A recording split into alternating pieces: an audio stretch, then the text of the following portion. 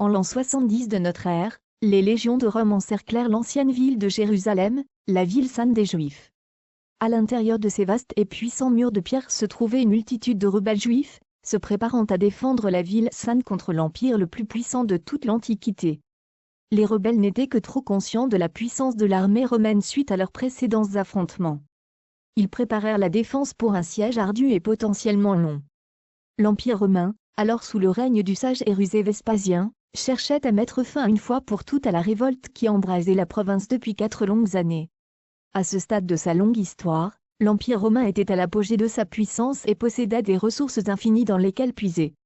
Vespasien envoya dans cette région d'énormes moyens et des effectifs considérables pour écraser la rébellion une fois pour toutes.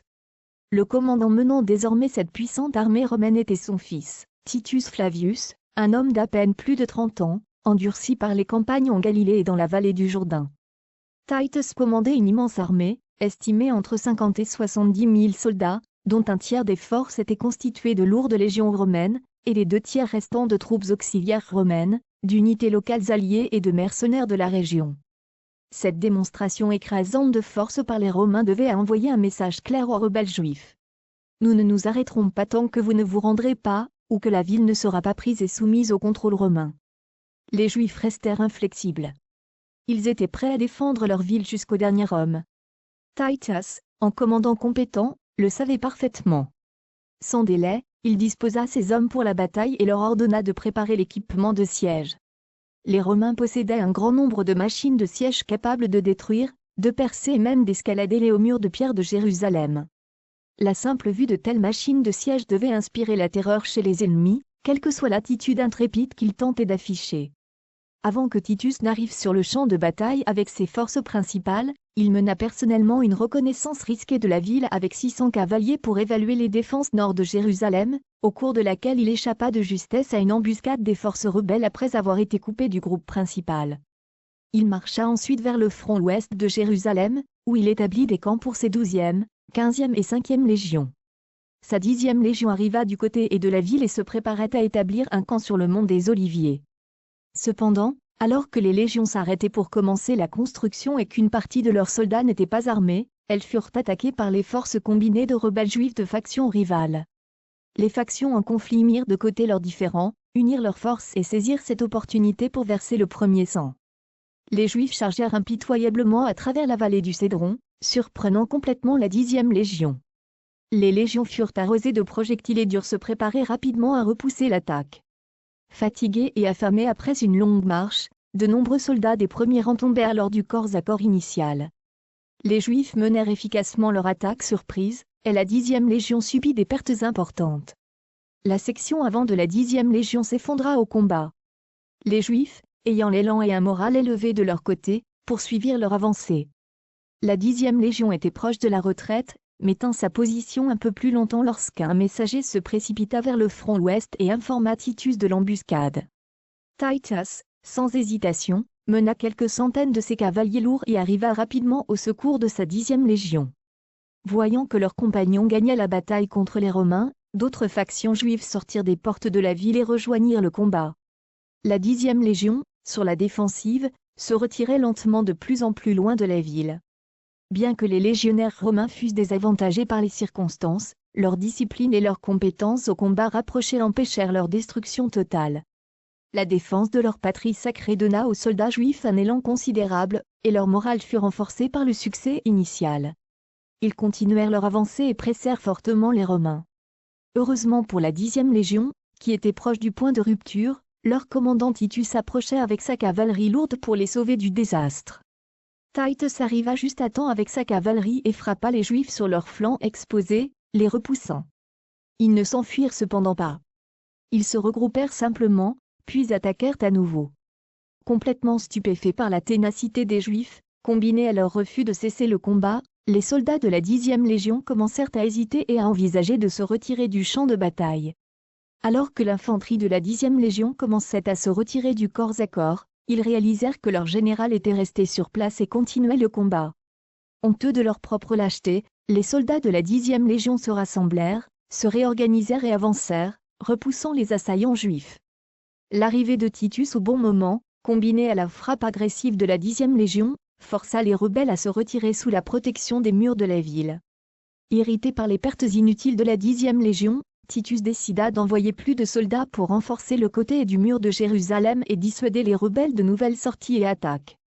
Titus concentra ensuite ses forces sur l'attaque de la porte ouest, où stationnaient ses forces principales, y compris 3 légions.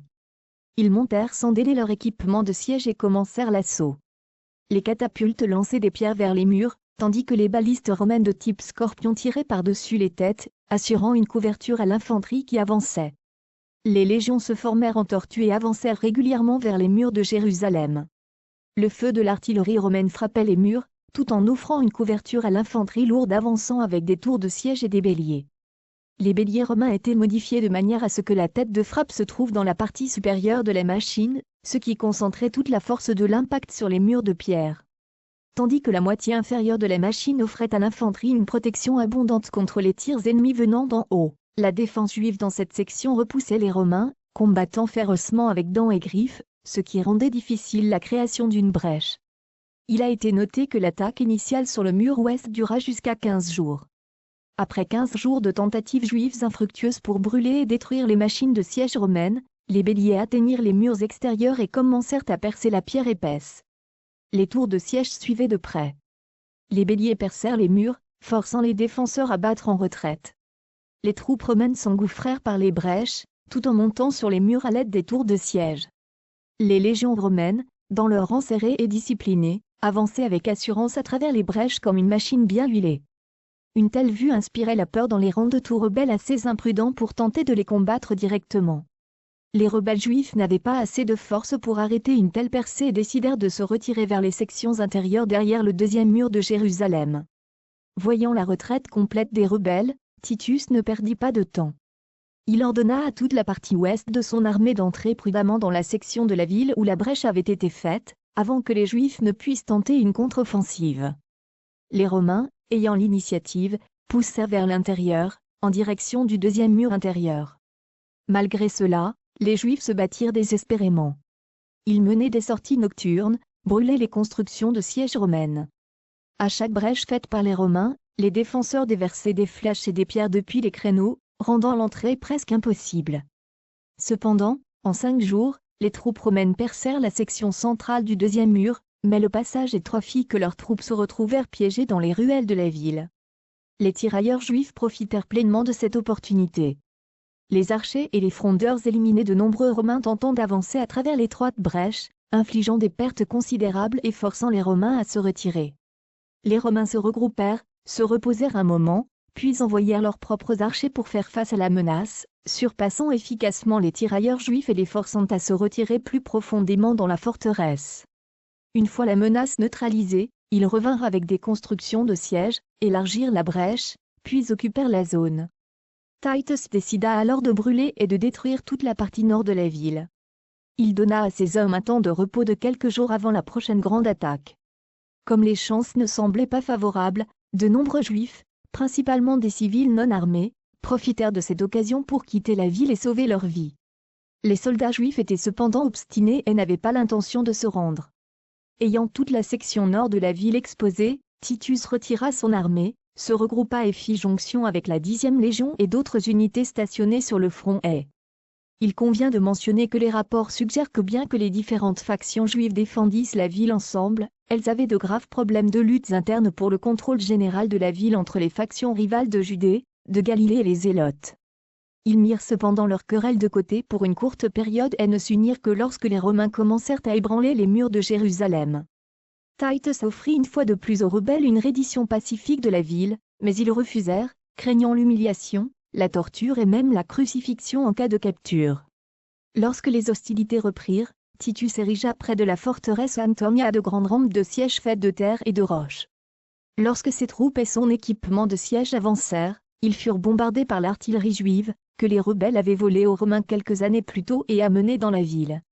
Pendant le temps dont les Romains eurent besoin pour construire l'équipement et les rampes, les rebelles juifs envoyèrent des équipes creuser sous les murs de la ville, exactement sous les rampes de siège romaines.